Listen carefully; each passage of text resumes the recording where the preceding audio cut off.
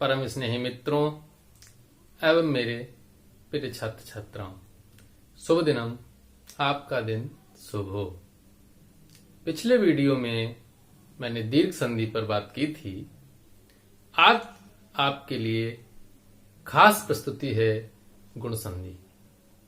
इस सत्र में गुण संधि पर बात करेंगे और मेरा प्रयास रहेगा कि आपके लिए कुछ खास दे सकूं, कुछ विशेष जानकारी गुण संधि के लिए गुण संधि के रूप में आपके लिए लाया हूं। आपने गुण संधि को पढ़ा होगा। इसके बाद भी मेरा प्रयास है कि कुछ अनूठा अलग जानकारी आपको दे सकूं। तो आइए देखते हैं, गुण संधि के विषय में जानते हैं। सबसे पहले जानते हैं गुण किसे कहते हैं, गुण संधि और गुण संज्ञा में क्या फर्क है। बहुत से सवाल परीक्षा में पूछे जाते हैं, साक्षात्कार में पूछे जाते हैं कि अदिंग गुण क्या है, आद गुण क्या है, दोनों में अंतर क्या है। तो सबसे पहले मैं आपको बताना चाहता हूं, क्योंकि चाहे हिंदी हो चाहे संस्कृत, आद गुणा और अदिंग गुण का अंतर किसी भी परीक्षा में पूछा जा सकता है। तो आइए देखते हैं सबसे पहले गुण किसे कहते हैं, अर्थात अदिंग गुण सूत्र को। बंधुओं, यहां पर मैंने गुण संधि को लिख दिया है और ये जो जानकारी है इसको बाद में बताऊंगा, क्योंकि जो लोग विशेष ज्ञान प्राप्त करने के लिए हमसे जुड़े हैं उनके लिए मैंने यह विषय वस्तु तैयार की है। सबसे पहले इधर आता हूं, गुण संज्ञा किसे कहते हैं। आप देखिए, सीधे कह सकते हैं कि गुण क्या है। तो गुण संज्ञा विधायक जो सूत्र है वह सूत्र है अदिंग गुण। ये आपको याद कर लेना चाहिए। अदिंग गुण से तात्पर्य है, इसको मैंने विच्छेद करके लिख दिया है, अत एंग। तो बंधुओं, अत का तात्पर्य होता है ह्रस्व आ और एंग का तात्पर्य है ए और ओ। मैंने माहेश्वर सूत्रों में आपको प्रत्याहारों को पढ़ाया था। जिन लोगों ने माहेश्वर सूत्र को नहीं पढ़ा है वह मेरे उन वीडियो को देख लें, और डिस्क्रिप्शन बॉक्स में मैं लिंक को भी दे दूंगा, जिससे आप बड़ी आसानी से देख सकते हैं। एंग प्रत्याहार में कौन कौन से वर्ण आते हैं, ए और ओ, और अत का तात्पर्य हो गया ए। तो बंधुओं, अदेंग शब्द से क्या भाव निकल कर आया, अ ए ओ। ये तीन वर्ण अ ए ओ, अ ह्रस्व वर्ण, ए और ओ। आ ए और गुण को गुण कहते हैं, अ ए ओ को क्या कहते हैं, गुण कहते हैं। यह सूत्र यह बताता है कि गुण वर्ण कौन कौन से होते हैं। तो आपको पता चल गया, अ ए ओ गुण कहे जाते हैं। अब बात आती है कि गुण संधि किस सूत्र से होती है। तो गुण संधि विधायक जो सूत्र है वह सूत्र है आद गुण। यही अंतर है कि अदेंग गुण में गुण संज्ञा होती है और गुण संधि विधायक जो सूत्र है वह है आद गुण। अब आद से तात्पर्य देखिए बंधुओं, आद से तात्पर्य है ह्रस्व या दीर्घ। आपको मैंने पिछले वीडियो में बताया था, जब भी संधि करेंगे तो पूर्व वर्ण और पर वर्ण को हम निकालेंगे। तो गुण संधि की ये विशेषता है कि पूर्व वर्ण ह्रस्व या दीर्घ ही होगा। ये तय है कि पूर्व वर्ण केवल और केवल कौन होगा, अ होगा। चाहे ह्रस्व हो सकता है चाहे दीर्घ हो सकता है। यह गुण संधि की विशेषता है। आप गांठ बांध लीजिए कि गुण संधि तभी होगी जब पहले शब्द का अंतिम अक्षर अ या दीर्घ होगा। तो यहां पर बंधुओं, ये सूत्र है वो कहता है अ या दीर्घ आ से गुण होता है। अब आपको यहां पर पिछले सूत्र जो कि पाणिनि ने बताए हैं उनके आधार पर कुछ स्वरों की अनुवृत्ति करनी पड़ेगी, क्योंकि यहां पर पाणिनि ने उन स्वरों का नाम नहीं दिया है केवल वृत्ति से स्पष्ट है कि अ अथवा आग के बाद अच होने पर गुण हो जाता है। तो कौन कौन से स्वर यहां पर आएंगे वो मैंने यहां पर लिख दिए हैं कि ई, उ, री और लिरी। ये 4 स्वर ई, उ, री और लिरी। तो चाहे ह्रस्व ई हो चाहे दीर्घ ई हो, चाहे ह्रस्व उ हो चाहे दीर्घ उ हो, और चाहे ह्रस्व री हो चाहे दीर्घ री हो। और लिरी जो कि ह्रस्व होता है, लिरी कभी दीर्घ नहीं होता। तो बंधुओं ई दीर्घी, उ दीर्घ उ, री अथवा लिरी, ये जो पर वर्ण है इन्हीं में से कोई होगा, और पूर्व वर्ण अ अथवा आ होगा, ये तय है। गुण संधि जब होगी तो जब आप 2 वर्णों को बाहर निकालेंगे, पहले शब्द का अंतिम अक्षर, दूसरे शब्द का पहला अक्षर, तो इन्हीं में से कुछ ना कुछ निकलेगा, और इसके बाद आपको संधि करनी पड़ेगी। अब आपको जो खास बात है वो क्या बतानी है, वह ये है कि गुण इन वर्णों को कहते हैं अ, ए और ओ को। तो ये तय है कि जब भी गुण संधि होगी तो यही 3 वर्ण निकलकर आएंगे, ऐसा नियम है। अर्थात जब संधि करेंगे तो ह्रस्व ए और ओ यही निकलेंगे। अब आप देखिए कैसे।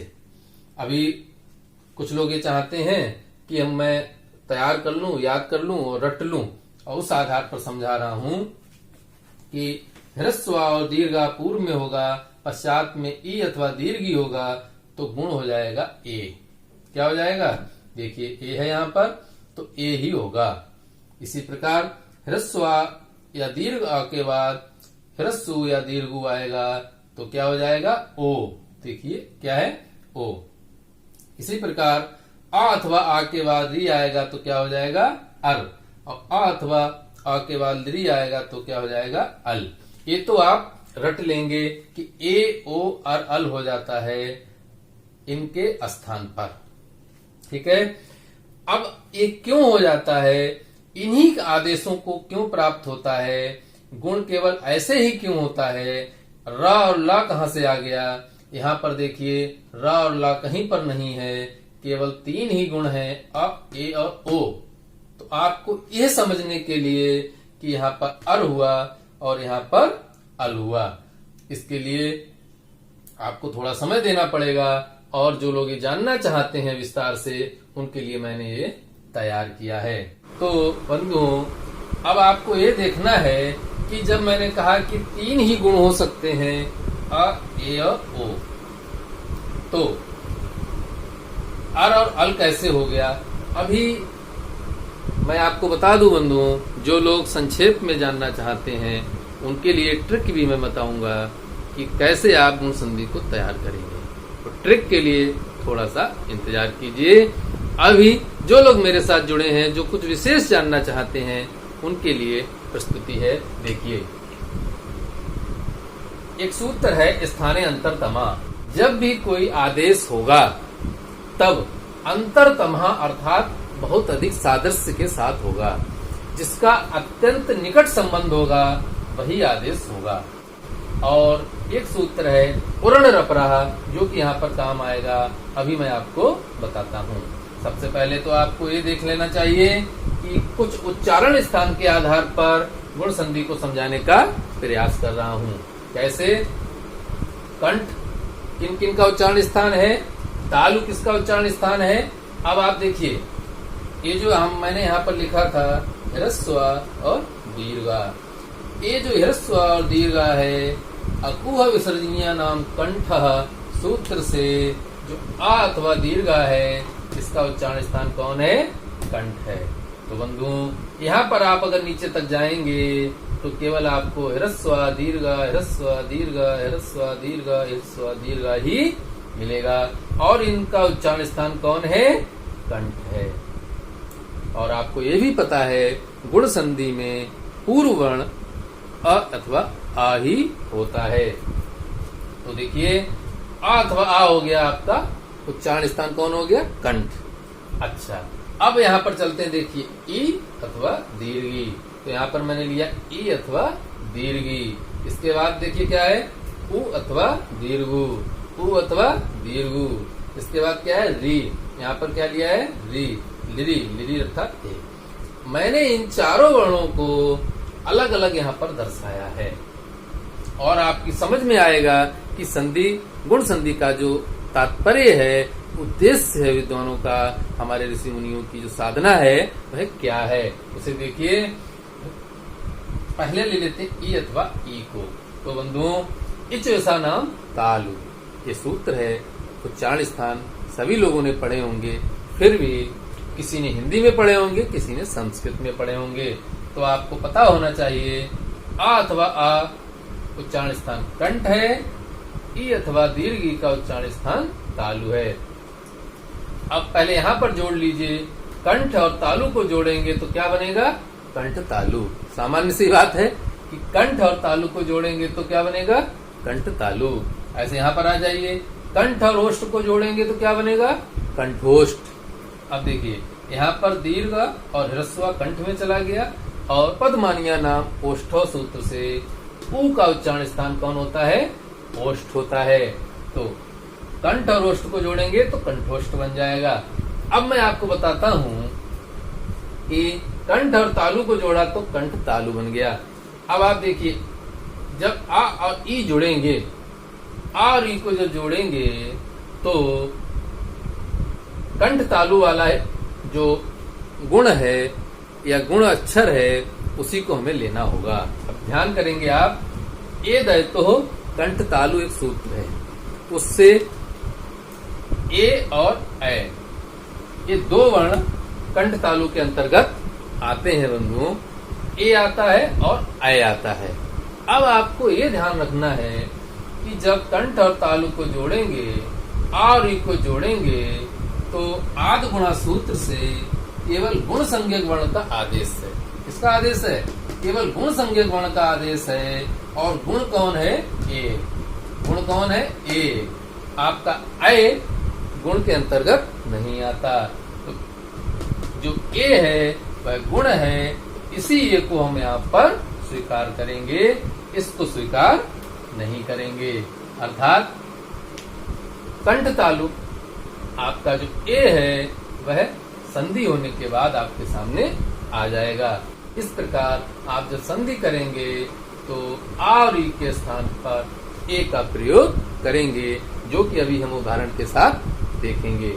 इसी प्रकार देखिए, कंठ हो गया अ अथवा आ पूर्व वर्ण में, और पर वर्ण में आपका हो जाएगा उ अथवा उ, तो कंठोष्ठ। अब आपने पढ़ा होगा ओ दौतो कंठोष्ठम, कंठ और ओष्ठ सीधे कह सकते हैं कि जो ओ है और औ,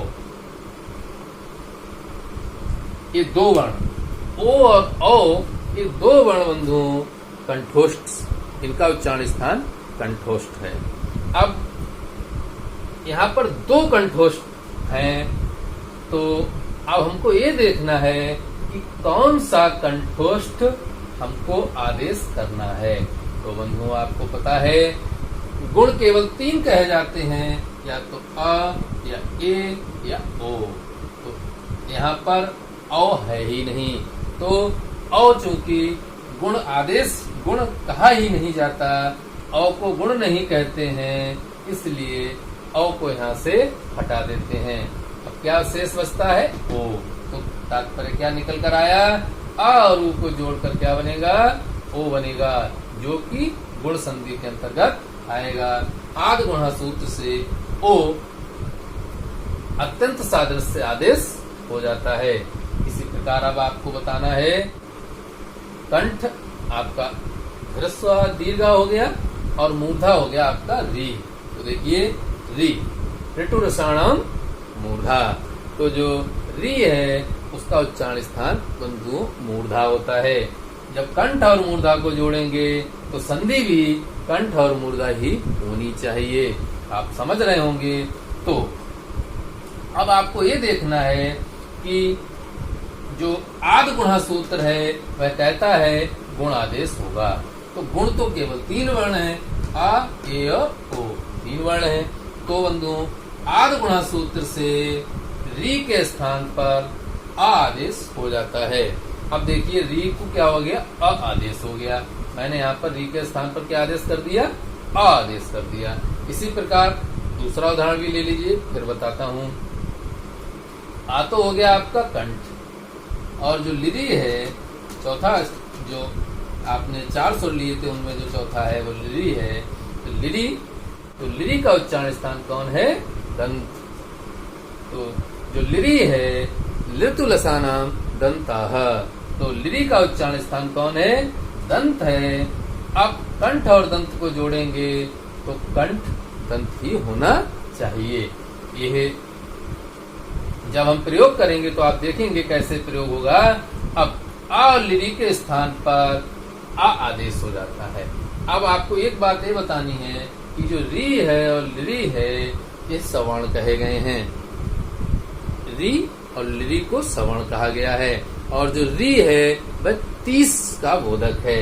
आप ये बात हमेशा ध्यान रखेंगे, कई बार ये बात आएगी कि री और लिरी जो हैं वो सवर्ण के बोधक हैं, और ये दोनों ही 63 अर्थात 30 का बोध कराते हैं। कैसे 30 का बोध कराते हैं, देखिए जो री है, री जो है 6 आपके ह्रस्व हो गए, 6 आपके दीर्घ हो गए और 6 आपके प्लुत हो गए। तो कुल मिलाकर के ये तो हो गए आपके 18 हो गए। आप 18 प्रकार का कौन हो गया, री, ह्रस्व, दीर्घ, प्लुत, 6। इसी प्रकार जो लिरी है, ह्रस्व हो गया 6, लिरी का दीर्घ होता ही नहीं है, और 6 हो गया आपका प्लुत। तो 6 और 6 12। इस प्रकार 18 और 12 को जब जोड़ेंगे तो कुल संख्या निकल कर आती है 30। तो जो री है वो 30 का बोधक है, और री और लिरी को सवर्ण कहा गया है। यहाँ पर री से तात्पर्य आप जब लेंगे तब री को आ आदेश होगा, क्योंकि आ, ए और ओ इन 3 वर्णों में ही आदेश हो सकता है। 3 ही गुण कहे जाते हैं। अब मैं आपको ये बताना चाहता हूँ कि आ के साथ जो मूर्धा की बात आएगी वो कैसे संपन्न होगी। आ तो आपका कंठ हो गया, आ कौन हो गया, आकंठ हो गया, यहाँ भी आकंठ हो गया। तो यहाँ पर मूर्धा और दंत कैसे आएगा, उसके लिए मैं आपको बताता हूँ।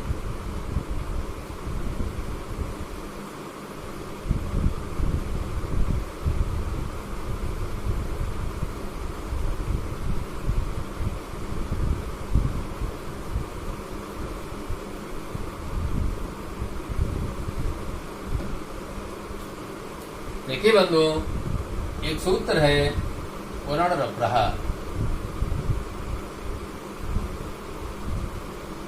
पुरण रप्रह सूत्र से यह बताया गया है कि जब भी री को आ आदेश होगा, जब भी री को आ आदेश होगा तो वह रा परक होगा, अर्थात रा पूर्वक होगा। अब आपको यह समझना है कि राग का तात्पर्य क्या है। तो रा से रा प्रत्याहार मैंने आपको पढ़ाया था बंधुओं, प्रत्याहार को देखेंगे आप समझ जाएंगे। रा प्रत्याहार में 2 वर्ण आते हैं, एक र और एक ल। ठीक है।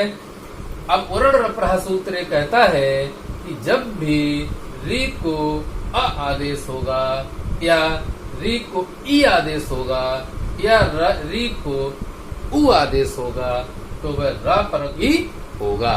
अब आपको ये देखना है जो री है तो 3 प्रकार से उसका आदेश हो सकता है, या तो आ या ई या उ, आ ई या उ। तो इसमें जब आप देखेंगे तो यहाँ कह रहे हैं कि रा परक ही होगा। जब भी री को आ होगा तो वह रपरक होगा। तो रपरक होने के कारण आप ऐसे कह सकते हैं र, यहाँ कह सकते हैं इर और यहाँ कह सकते हैं उर। इस प्रकार उरण रप्रह सूत्र का जो विधान है वह विद्वानों ने इसीलिए किया है कि यहाँ पर जब आप आदेश करेंगे तब देखेंगे कि आ जब आदेश होगा तो रा परक होगा। अब आपको दोनों बातें हल हो गई। कैसे? एक तो जो रा आने से अर हो गया, रा आने से क्या हो गया, अर हो गया। और अर होते ही देखिए कंठ का निर्देश कर रहा है अ और मूर्धा का निर्देश कर रहा है रेफ, रेफ अर्थात र। तो ये जो रा है, जब आप इसका उच्चारण स्थान देखेंगे ऋतु रसाणाम मूर्धा, तो रा भी मूर्धा, रा का उच्चारण स्थान भी मूर्धा है। इस प्रकार अर आपका गुणादेश हो गया और एक गुण संधि में काम आएगा।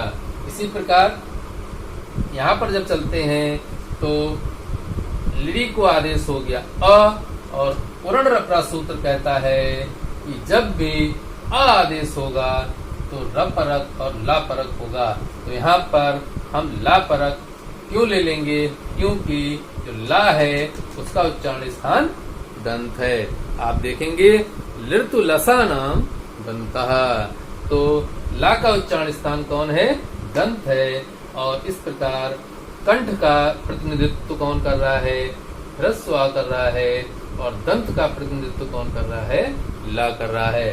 तो अल कंठ और दंत के रूप में आपके सामने है।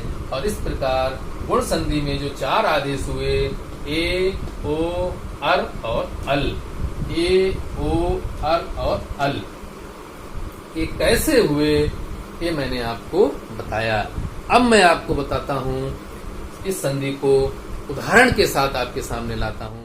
देखिए, अब आपको उदाहरणों के साथ गुण संधि को समझाता हूँ। यहाँ पर मैंने पुनः आपके लिए समझाने के लिए बना दिया है, इससे कि आपको ध्यान रहे कि कौन से आदेश होंगे। आपको ध्यान रखना चाहिए पूर्व वर्ण केवल अ आ ही होगा, यह तय है। और जो पर वर्ण है वे इनमें से हो सकता है। अब आप आ और ई को मिलाकर के ए करेंगे, और इसका एक ट्रिक है, वह क्या है, आइए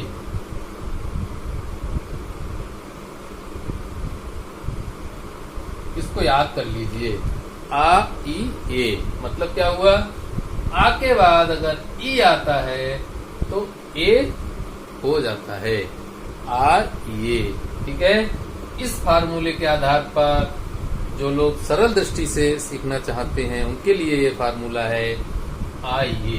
तो आप ध्यान रखेंगे, आ के बाद अगर ई आता है कैसे, देखिए बाल का अंतिम अक्षर क्या है अ, इधर इंदु का पहला अक्षर क्या है ई। अब आपने पूर्व वर्ण और परवर्ण निकाल लिया, पूर्व वर्ण हो गया आ, परवर्ण हो गया ई, पूर्व वर्ण है आ, परवर्ण है ई। तो आ और ई मिलके क्या होता है, ए होता है, आद गुणा सूत्र से। इस प्रकार आप यहाँ पर क्या कर लेंगे, ए हो गया, ए की मात्रा ऐसे लगती है। अब आपको ये देखना है कि बाल में से जब आ निकाला था तो क्या बचा था, लकार में हलंत। इसी प्रकार ई जब निकल गया तो क्या बचा था, ठीक है। अब दोनों स्वरों के स्थान पर एक अन्य स्वर आदेश हो गया, विकार जो हुआ, क्या हुआ, ए। ठीक है, अब आपको क्या करना है, इस स्वर की मात्रा को एडजस्ट कर देना है। कैसे, ये जो मात्रा है, ए की मात्रा एक होती है, जब इस स्वर को आप सम्मिलित करेंगे ला में तो ला का हलंत हट जाएगा। देखिए इस तरीके से हलंत हटाएंगे, मात्रा लगाएंगे और शेष जो का त्यों लिख देंगे, और आपका क्या बन जाएगा, बालेंदु।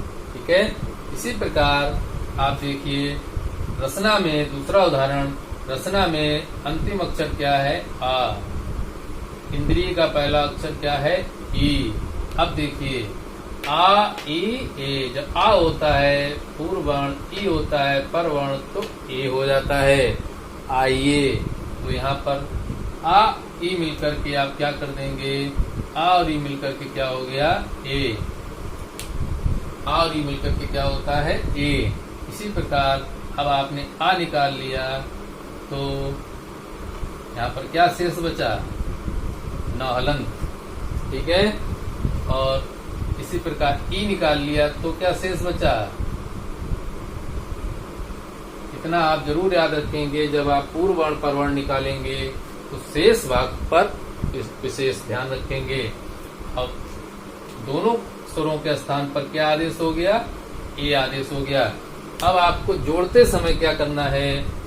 ये जो ए है ना हलंत है, तो स्वर ना में चला जाएगा और स्वर जैसे ही ना में जाएगा ए की मात्रा लग जाएगी, हल चिन्ह हट जाएगा और शेष ज्यों का त्यों आपको लिख देना है। तो क्या बन जाएगा? रसनेन्द्रिय गुण संधि का उदाहरण होगा। इसी प्रकार ऊ का उदाहरण देखते हैं। देखिए, परम का अंतिम अक्षर क्या है? अ है, और ऊ उत्सव का सबसे पहला अक्षर है। तो पूर्व वर्ण आ हो गया, पर वर्ण ऊ हो गया। आ और ऊ जब जुड़ता है तो ओ हो जाता है।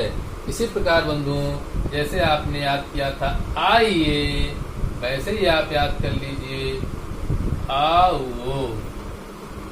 आप चाहें तो आइए आओ, तो आप आ और ऊ जोड़ेंगे तो क्या हो जाएगा? ओ हो जाएगा। आ और ऊ जोड़ेंगे तो ओ हो जाएगा। ओ की मात्रा ऐसे लगती है। परम में से जब आ निकल गया तो क्या बचा? माहल चिन्ह। उत्सव में से ऊ निकल गया तो क्या बचा? सब। इसी प्रकार अब आपका आ और ऊ दोनों जुड़ करके ओ बना था, उस ओ को यहाँ पर रख लीजिए। ठीक है। जोड़ते समय क्या करेंगे? माँ हल चिन्ह है, ओ माँ में चला जाएगा तो आपका हो जाएगा परमो। इधर आप शेष भाग ज्यों का त्यों लिख दीजिए, बन जाएगा परमोत्सव। इसी प्रकार जब आप जोड़ेंगे महाधन उत्सव तो बनेगा महोत्सव। संधि हो गई, आ रू के साथ ओ हो गया। इसी प्रकार एक और उदाहरण, जल। जल का अंतिम अक्षर क्या है? अ। ऊर्मी का पहला अक्षर क्या है? ऊ। तो आ और ऊ जब जुड़ता है तो ओ हो जाता है। यहाँ पर आ रू को जोड़ेंगे तो क्या हो जाएगा? ओ हो जाएगा। ओ की मात्रा ऐसे लगाएंगे। आप ऐसे भी समझ सकते हैं कि अब जल में से जब आ निकल गया तो क्या बचा? हल चिन्ह। ऊर्मी में से वो निकल गया ऊ तो क्या बचा? ठीक है।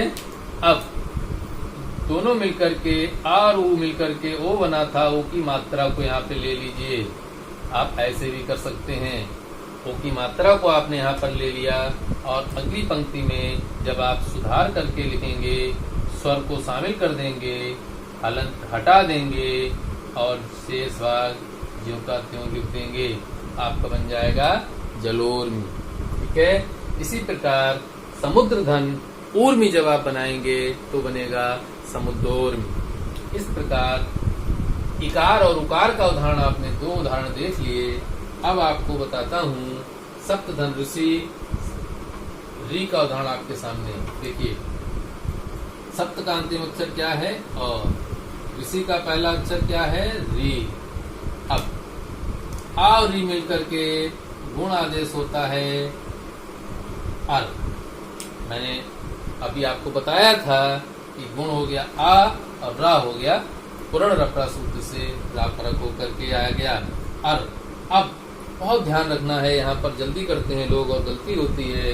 आपको क्या ध्यान रखना है? आ जब निकाल लिया तो क्या बचा?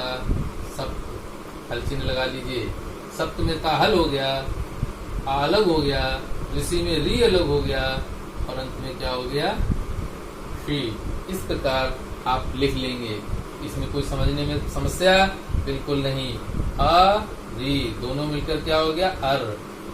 आ निकाल के सप्त में ता हल चिन्ह हो गया, री अलग हो गया, सी एक साथ हो गया। यदि आप ऐसा करेंगे तो आप बिल्कुल गलती नहीं करेंगे। देखिए, जो ह्रस्व आ है ता में चला जाएगा, तो जब ह्रस्व आ ता में चला जाएगा ता का हल चिन्ह हट जाएगा। इसके बाद जो रा है, रा में आप देखिए हल चिन्ह लगा हुआ है, अर्थात र जो है वो सी के पीछे चला जाएगा। इस प्रकार आपका सप्तर्षि रूप सिद्ध होगा। इसी प्रकार मेरा निवेदन है आपसे कि आप बनाकर देखिए महाधन ऋषि, महाधन ऋषि बनाकर देखिए, और आप बनाकर देखिए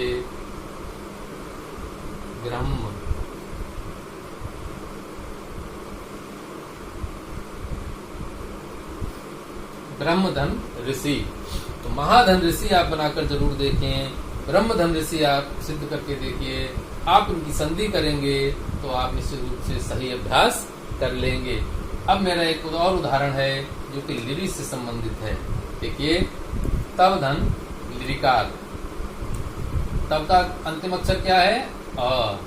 लिरिकार का पहला क्या है? लिरि। दोनों जुड़कर क्या बनते हैं? अल। ये तो आपको याद हो ही गया होगा। आ लिरि जुड़कर क्या बनते हैं? अल बनते हैं। अब शेष भाग आप साथ में लिख लीजिए। कैसे? ता और वा में से आ निकल गया तो क्या बचा? तव। हल चिन्ह लगा लीजिए। लिरिकार में से लिरि निकल गया तो क्या बचा? कार। ठीक है।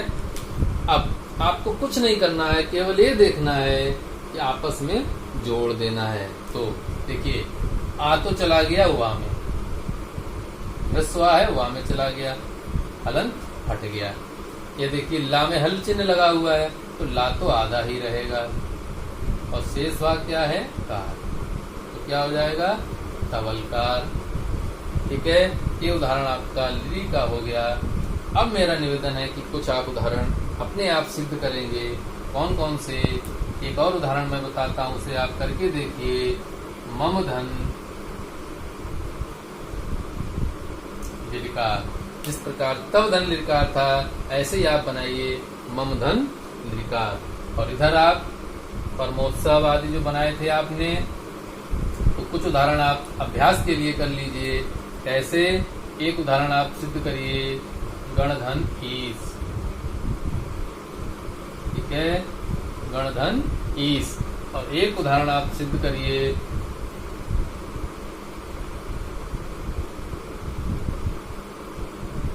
समुद्र धन ऊर्मी। तो आप एक कुछ उदाहरण मैंने अभ्यास के लिए आपको दिए हैं। जब आप बनाएंगे तो महाधन ऋषि बनेगा महर्षि, ब्रह्मधन ऋषि बनेगा ब्रह्मर्षि, मम धन लिरिकार बनेगा ममलकार, गणधन ईश बनेगा गणेश, समुद्र धन ऊर्मी बनेगा समुद्रोर्मी, जलोर्मी की तरह। इस प्रकार कुछ अभ्यास आप करेंगे। बंधुओं, एक बात आपको बहुत समस्या करती है, वह क्या? कि आपके बहुत से सवाल हमारे पास ऐसे आए हैं कि संधि तो कर लेते हैं, लेकिन संधि को विच्छेद कैसे करें, तोड़ें कैसे? तो आपको ध्यान रखना है कि जब भी आप जैसे जलोर्मी को तोड़ेंगे, जब जलोर्मी का विच्छेद करेंगे, तो आप ध्यान रखेंगे कि सार्थक पदों को अलग करेंगे। मैं अभ्यास के लिए आपको बताता हूँ, जरूर याद रखेंगे। जैसे मैं एक उदाहरण लेता हूँ, महेश। ठीक है, महेश आपके सामने आ गया और आपसे कहा गया इसका विच्छेद कीजिए। तो आप कैसे करेंगे? आपके सामने दो विकल्प हो सकते हैं। क्या? एक तो आप ऐसे कर लें, महधन ईस। आप जब इसे जोड़ेंगे तब आपके सामने महेश ही बनेगा, ये तय है, महेश ही बनेगा। क्योंकि यहाँ से आ ह्रस्व निकलेगा, ई निकलेगा और महेश बन जाएगा। लेकिन बंधुओं, ये गलत हो जाएगा। क्यों गलत हो जाएगा? क्योंकि जब भी विच्छेद करेंगे तो आप ध्यान रखेंगे कि जो प्रचलित शब्द है, सार्थक शब्द है, उसी को आप विच्छेद कीजिएगा। मह कोई शब्द नहीं होता, शब्द होता है महा। क्या होता है? महा। और धन ईस। जब आप इस प्रकार निकालेंगे तब महा का क्या निकलेगा? आ, इधर निकलेगा ई, दोनों मिलके हो जाएंगे ए। और जब आप जोड़ेंगे तो यहाँ पर हा में हल चिन्ह लगा होगा, इधर आपका होगा सा और बन जाएगा महेश। देखिए बंधुओं, महेश तो यहाँ भी बना था, महेश यहाँ भी बना है, लेकिन ये विच्छेद गलत है। क्योंकि आपने सार्थक पद को अलग नहीं किया। तो शुद्ध शब्द को आपको निकालना है, वहां धन इस प्रकार मेरा आपसे निवेदन है कि जब भी विच्छेद करना हो तब आप सार्थक पदों को अलग करिए। तो बंधुओं, मैंने गुण संधि पर ये वीडियो आपके सामने रखा, कुछ ट्रिक्स भी बताई और जो लोग कुछ विशेष जानना चाहते हैं उनके लिए विशेष जानकारी भी देने का प्रयास किया। तो आपको मेरा वीडियो कैसा लगा मुझे अवश्य बताइएगा। मैं आपके संदेशों का इंतजार करूंगा। आपके संदेश मुझे उत्साहित करते हैं, मेरा उत्साहवर्धन करते हैं, तो मुझे उनकी प्रतीक्षा रहती है। और आप लोगों से निवेदन है, जिन लोगों ने मेरे चैनल हिंदी संस्कृत डॉक्टर सवितुर को सब्सक्राइब नहीं किया है तो कृपया सब्सक्राइब कर लीजिए, क्योंकि आगे आने वाले वीडियो बहुत महत्वपूर्ण हैं, विशेष हैं, रोचक जानकारी के साथ मैं आपके साथ ला रहा हूं। और जैसे ही मैं अपलोड करूंगा आपको मिलते रहेंगे। तो मेरे साथ बने रहिए, जुड़े रहिए। कुछ नई जानकारी के लिए, सरल जानकारी के लिए, रोचक जानकारी के लिए, दिलचस्प जानकारी के लिए और खेल खेल में पढ़ते रहिए। आज के सत्र में इतना ही। धन्यवाद। नमस्ते समम। जय हिंद।